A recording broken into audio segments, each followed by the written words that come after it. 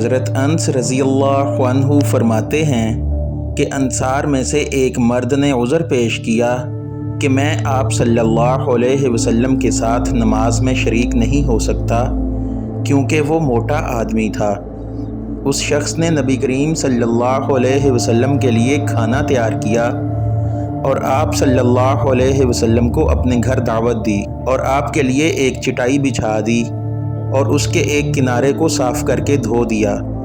تو حضور صلی اللہ علیہ وسلم نے اس چٹائی پر 2 رکعتیں پڑھیں۔ آل جارود کے ایک شخص عبد الحمید نے حضرت انس رضی اللہ عنہ سے پوچھا کہ کیا حضور صلی اللہ علیہ وسلم چاشت کی نماز پڑھتے تھے؟ تو آپ نے فرمایا کہ اس دن کے سوا میں نے آپ صلی اللہ علیہ وسلم کو پڑھتے نہیں دیکھا۔